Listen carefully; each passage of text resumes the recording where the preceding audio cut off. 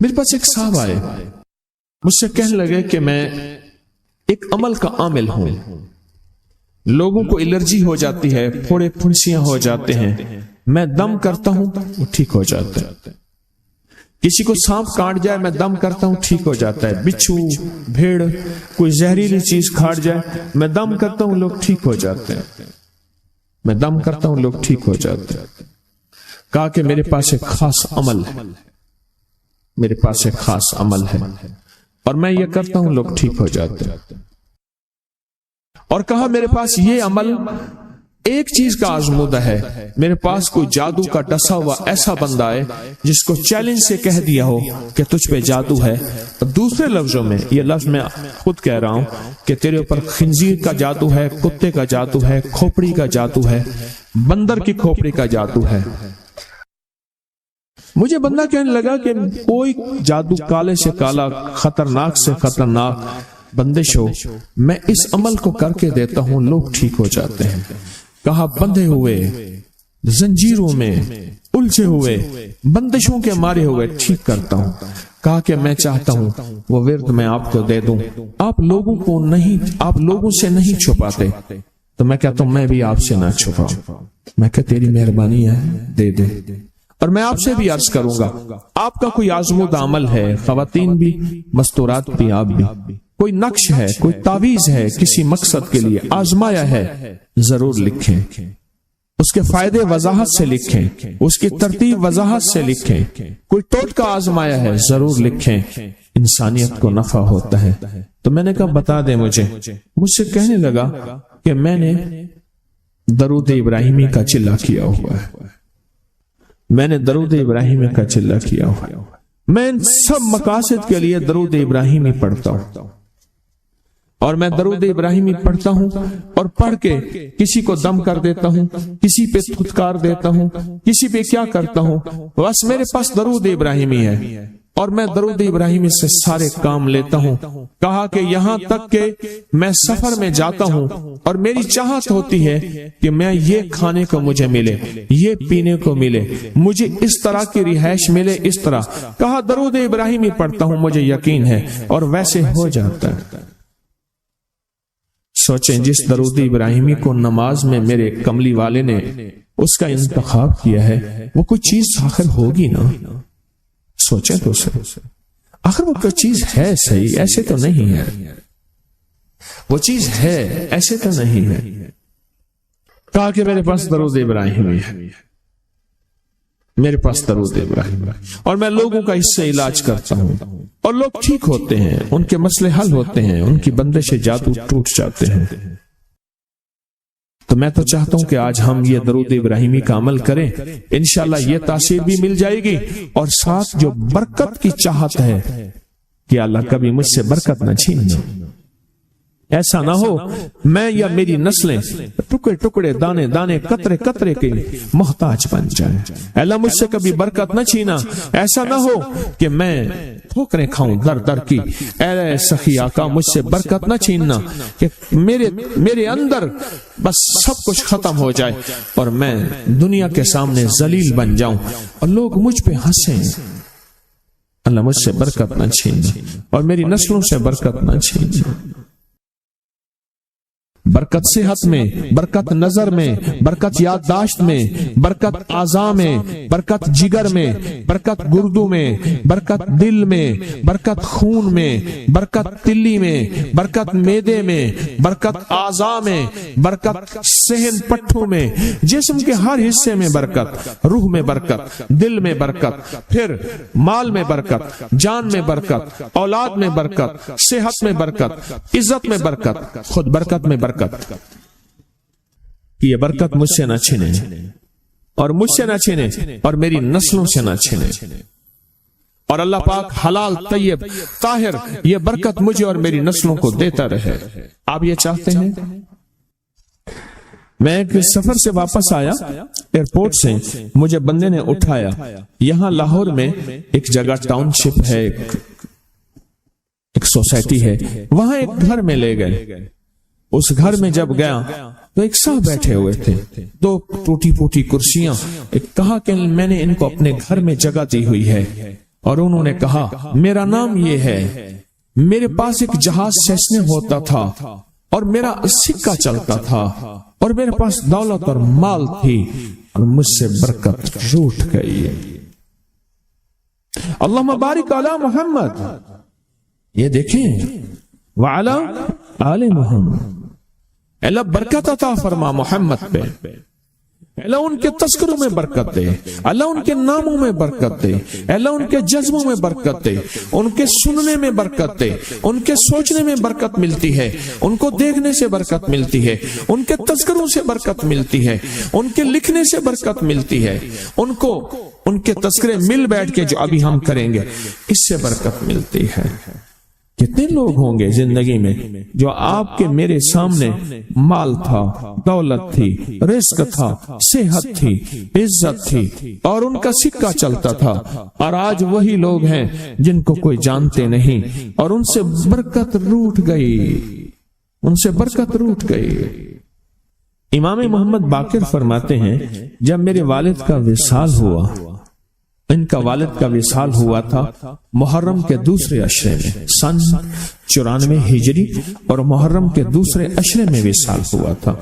فرمایا اگلے محرم میں لوگ جمع ہوئے اور مجھے بھی علم تھا کہ لوگ جمع ہوں گے اور ہمارے گھر میں درود پاک پڑھا جائے گا۔ تو فرماتے ہیں میں نے اس کا اہتمام کیا اور ایک بات پہ رویا، اس دفعہ میرے والد یہاں نہیں، اور کہا کہ رویا، اور پھر میں نے درود پاک پڑھا اور اس درد، اس کیفیت، اس جذبے کے ساتھ فرمایا درود پڑھا، اور سب نے مل کے درود ابراہیمی پڑھا اور بہت زیادہ پڑھا، اور سب نے مجھے استدعا کی کہ آج آپ کے والد نہیں ہیں، اس دفعہ آپ دعا فرمائیں، اور فرمایا پھر دعا کی۔ اس میں قرض کے پریشان بھی تھے جن کے قرضے تھے، کوئی ایسے تھے جن کی اولاد نہیں تھی، جو ایسے تھے جن کا کاروبار یا فقر تھا، جن کے پاس غربت اور تنگ دستی تھی، کوئی ایسے بھی تھے جن کے اوپر حالات، مسائل، مشکلات، ان حالات، مسائل، مشکلات میں جادو بھی ہے، بندش بھی ہے، بیماریاں بھی ہیں، گھریلو مسئلے بھی ہیں، جھگڑے بھی ہیں، الجھنے بھی ہیں، مقدمات بھی ہیں، ان حالات اور مسائل میں ناکامیاں، پریشانیاں، یہ ساری چیزیں لوگ جمع ہو جاتے ہیں اور فرمایا کہ وہ خوشحال ہو جاتے ہیں۔ ایک واقعہ امام محمد باقر نے فرمایا، عاشورہ کی شام تھی، ہم نے مل بیٹھ کے درود ابراہیمی پڑھا جس میں ہمارے پیاروں کا تذکرہ اور ہمارے آبا کا تذکرہ، اور فرمایا درود ابراہیمی پڑھا۔ ایک شخص بالکل مفلس تھا اور وہ یمن کی کسی بستی سے آیا تھا، عاشورہ کے دن کتنے دن کا سفر کر کے آیا تھا، اس کی کمزور سی اونٹنی تھی، اس کے پاس بھی کھانے کو نہیں تھا، اس کی اونٹنی کے پاس بھی کھانے کو کچھ نہیں تھا۔ وہ آیا اور آ کے دعا میں شامل ہوا اور ہمارے ساتھ بیٹھ کے درود ابراہیمی پڑھتا رہا۔ کہا وہ بدو تھا، اسے درود ابراہیمی صحیح پڑھنا بھی نہیں آتا تھا، ہم دیہاتی کہتے ہیں، عرب میں اس کو دیہات میں رہنے والوں کو بدو کہتے ہیں، اس کو پڑھنا ہی نہیں آتا تھا، اور کہا ہمارے عمل میں شامل ہوا۔ آئندہ سال جب آیا تو اس کے ساتھ 7 اونٹ تھے اور ہر اونٹ کے اوپر خوشحالی کے اثرات تھے، اور وہ خود خوشحال تھا، اس کے بیٹے ساتھ تھے، اور ہمارے لیے بہت توشے لایا اور ہدیے لایا، اور کہنے لگا کہ میں نے یہاں سے جانے کے بعد وہاں اونٹوں کا کام کیا، اونٹ ایک لیا، اس کو بیچا، بس اس میں برکت کے خزانے مجھے یہ ملے اور آج میرے پاس خوشحالی ہے۔ اللہم بارک علی محمد، ہاں یہ اس کا ترجمہ ہے، وعلی آل محمد۔ جو برکت ملی تھی محمد آل محمد کو، اس میں سے آج ہم نے حصہ لینا ہے، جو برکت ملی تھی، اور جس برکت کو ہر نماز میں ہم پڑھ رہے ہیں، کبھی خیال ہی نہیں کیا۔ برکت اپنے غیب کے خزانے سے ملتی ہے، برکت غیب کے خزانے سے ملتی ہے، اور ایک کثرت ہے، ایک برکت ہے۔ کثرت بھی بتا دو، کثرت بھی بتا دو، کتی کتنے بچے دیتی ہے، سورنی کتنے بچے دیتی ہے، سورنی بڑے بچے دیتی ہے، خنزیر بہت بچے دیتا ہے۔ ہم مری جا رہے تھے روحانی منزل میں، मरी तो एक जगह ना खुली जगह पे, वहां पहाड़ों में सूअर है, तो वहां छोटे छोटे बच्चे थे, बहुत बच्चे देती है पर खत्म हो जाते हैं। मैंने सड़कों के किनारे कुत्ते मरे देखे हैं, कभी बकरी मरी नहीं देखी। आपने देखी हो तो मुझे पता नहीं है। सड़कों के किनारे कुत्ते मरे बहुत देखे हैं। मैंने कुत्तों के छोटे छोटे बच्चे गिने हैं, 11 तक मैंने गिने हैं। आप में से कहीं कोई तजर्बा हो तो इससे ज्यादा भी गिने हैं, मैंने तो इससे ज्यादा नहीं देखे। 8, 9, 7 बच्चे होते हैं। ठीक, कोई एक बच्चा, अगर ये 11 जिंदा रह जाते तो आज तो मेरे ख्याल में सड़कों पे जगह ना होती, कुत्ते ही कुत्ते होते। क्यों?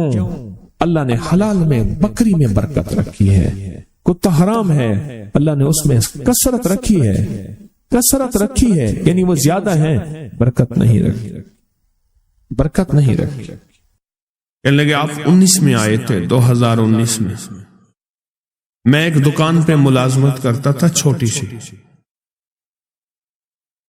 और खतरा यह रहता था कि वो मुलाजमत करने वाला दुकानदार जो है वो मुझे कहीं फारिग ना कर दे, या वहां दिन रात मसाइल ही मसाइल थे, मुश्किलात ही मुश्किलात थी, परेशानियां ही परेशानियां। आपने मुझे 2 चीजें बताई थी, एक 129 बार सूरत कौसर, और एक सारा दिन चलते फिरते सूरत कुरैश। हुआ क्या? मंजर कैसे बदला? उसने जो मुझे नक्शा बताया वो मैं जरा बताता। कहने लगे मैंने पढ़ना शुरू कर दिया। ये मैं बता रहा हूं आपको, एक अल्फाज के जज्बे हैं नात के, एक दिल के जज्बे हैं कि कमली वाले का कोई उम्मती परेशान हाल है तो परेशान हाल न रहे। मेरे आका का कोई उम्मती है, वो किसी रंग, नस्ल, किसी मिजाज, किसी मजहब, फिरके का है, मेरे उम्मती, कमली वाले का उम्मती खाली ना रहे। कहा कि मैंने 129 बार सूरत कौसर पढ़नी शुरू कर दी और जज्बे के साथ सूरत कुरैश पढ़नी शुरू कर दी। ये जो उन्होंने लफ्ज जज्बा कहा है ना, यही जज्बा फैसले करवाता है। अल्फाज से ज्यादा कैफियत फैसले करवाते हैं। मेरी बात पे गौर करें। मजलूम के पास कोई इस्म आजम नहीं होता, मजलूम के पास एक जज्बा होता है, वही जज्बा अर्श इलाही को हिला देता है। हमारे पास अल्फाज होते हैं, कैफियत नहीं होती, जज्बा नहीं होता, और जज्बे की कमी की वजह से हम महरूम रह जाते हैं। फिर कहते हैं इतना अरसा आए, इतना अरसा किया, क्यों नहीं मिला? जज्बा जज्बा जज्बा। तो कहने लगे मैंने जज्बे से पढ़ा, जज्बे से पढ़ा। मैं खजूर की दुकान पे काम करता था, छोटा सा मुलाजिम था। एक बड़ा गाहक आया कंटेनर का, दूसरे मुल्क खजूर भेजनी थी। तो मेरे मालिक के पास आया, उसने खजूर के जो रेट दिए वो ज्यादा थे। उन्होंने कहा आप ज्यादा दे रहे हैं, कुछ कम कर दें। उन्होंने कहा यही है हमारे रेट। और वो मेरा मालिक मदीना की मंडी का बड़ा सौदागर है, और ऐसा सौदागर है वो जो रेट निकालता है वही चलता है। कहा कि उन्होंने मुझसे राब्ता किया, मेरे राब्ते थे चूंकि और ताजरों से, मैंने कम रेट पे वही चीज उनको दे दी, कंटेनर भर के भेज दिया, और मुझे इतना बच गया। कहा कि वो सबसे पहला तोहफा था 129 बार सूरत कौसर और सूरत कुरैश का। 19 गया, 20 गया, 21 गया, अब 22 भी गया। आज मैं खुद ताजर, आज मैं खुद ताजर।